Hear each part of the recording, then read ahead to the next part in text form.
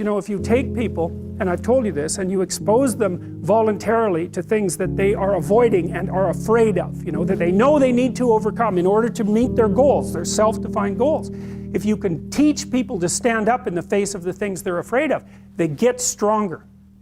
And you don't know what the upper limits to that are, because you might ask yourself, like, if for 10 years, if you didn't avoid doing what you knew you needed to do, by your own definitions, right, within the value structure that you've created to the degree that you've done that, what would you be like?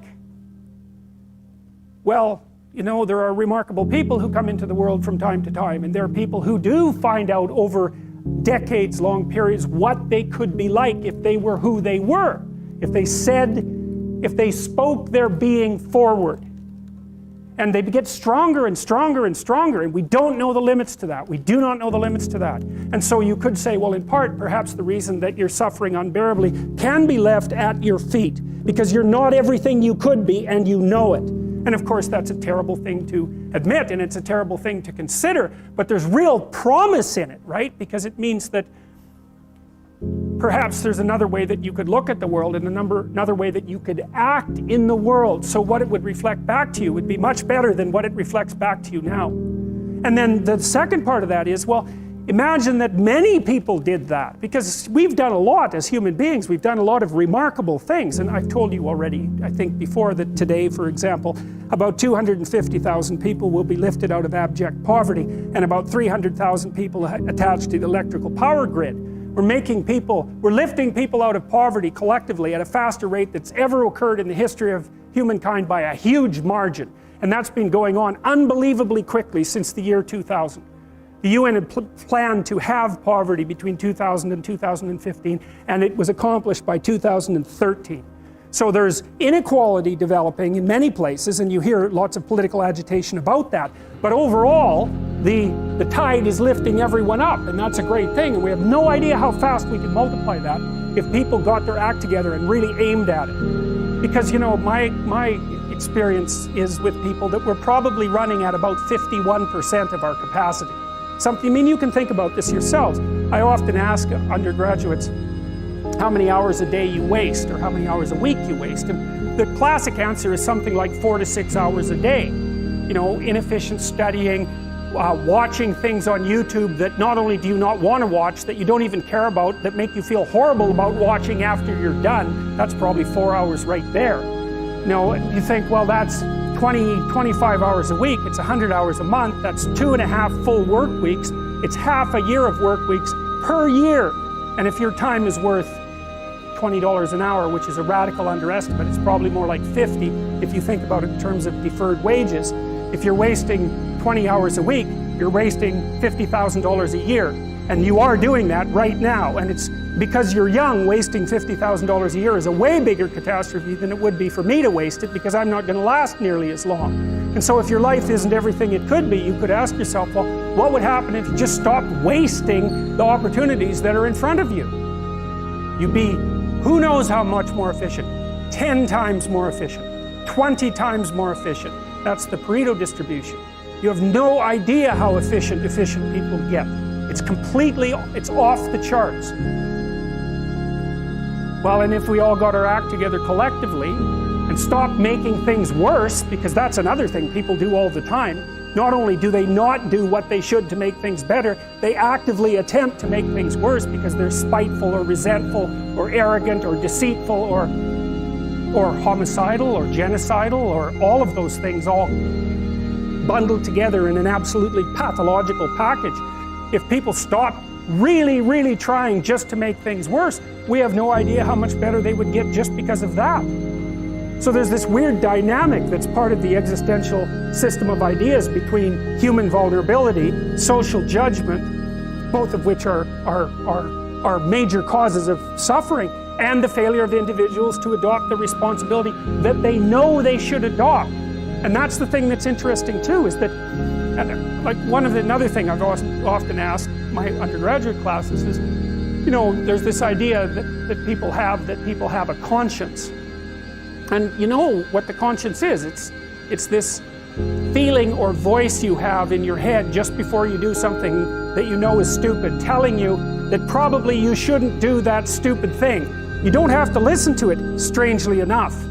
But you go ahead and do it anyways, and then, of course, exactly what the conscience told you was going to happen inevitably happens, so that you feel even stupider about it than you would if it happened by accident. Because you know, I knew this was going to happen, I got a warning it was going to happen, and I went and did it anyways. And the funny thing too is that that conscience operates within people, and we really don't understand what the hell that is. So you might say, well, what would happen if you abided by your conscience for 5 years or for 10 years? What sort of position might you be in? What sort of family might you have? What sort of relationship might you be able to forge? And you can be bloody sure that a relationship that's forged on the basis of who you actually are is going to be a lot stronger and more welcome than one that's forged on the basis of who you aren't. Now, of course, that means that the person you're with has to deal with the full force of you in all your ability and your catastrophe, and that's a very, very difficult thing to negotiate. But if you do negotiate it, well, at least you have something, you have somewhere solid to stand, and you have somewhere to live, you have a real life, and it's a great basis upon which to bring children into the world, for example, because you can have an actual relationship with them instead of torturing them half to death, which is what happens in a tremendously large minority of cases. Well, it's more than that too, because, and this is what I'll close with, and this is why I wanted to introduce Solzhenitsyn's writings to you. You see, because it isn't merely that your fate depends on whether or not you get your act together and to what degree you decide that you're going to live out your own genuine being. It isn't only your fate, it's the fate of everyone that you're networked with. And so, you know, you think, well, there's 7 billion people in the world. We're going to peak at about 9 billion, by the way, and then it'll decline rapidly. But 7 billion people in the world, and who are you? You're just one little dust mote among that 7 billion. And so it really doesn't matter what you do or don't do, but that's simply not the case. It's the wrong model, because you're at the center of a network. You're a node in a network. Of course, that's even more true now that we have social media. You'll know 1,000 people, at least, over the course of your life. And they'll know 1,000 people each, and that puts you one person away from 1 million, and 2 persons away from 1 billion. And so that's how you're connected, and the things you do, they're like dropping a stone in a pond. The ripples move outward, and they affect things in ways that you can't fully comprehend, and it means that the things that you do and that you don't do are far more important than you think.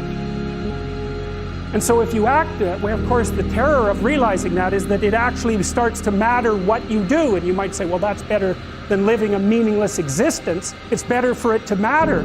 But I mean, if you really asked yourself, would you be so sure if you had the choice? I can live with no responsibility whatsoever. The price I pay is that nothing matters. Or I can reverse it and everything matters. But I have to take the responsibility that's associated with that. It's not so obvious to me that people would take the meaningful path. You know, when you say, well, nihilists suffer dreadfully because there's no meaning in their life and they still suffer. Yeah, but the advantage is they have no responsibility. So that's the payoff, and I actually think that's the motivation. Say, well, I can't help being nihilistic. All my belief systems have collapsed. It's like, yeah, maybe. Maybe you've just allowed them to collapse because it's a hell of a lot easier than acting them out. And the price you pay is some meaningless suffering, but you can always whine about that and people will feel sorry for you, and you have the option of taking the pathway of the martyr, so that's a pretty good deal, all things considered, especially when the alternative is to bear your burden properly and to live forthrightly in the world. Well, what Solzhenitsyn figured out, it's so many people in the 20th century, it's not just him, even though he's the best example, is that if you live a pathological life, you pathologize your society. And if enough people do that, then it's hell. Really, really. And you can read the Gulag Archipelago if you have the fortitude to do that, and you'll see exactly what hell is like.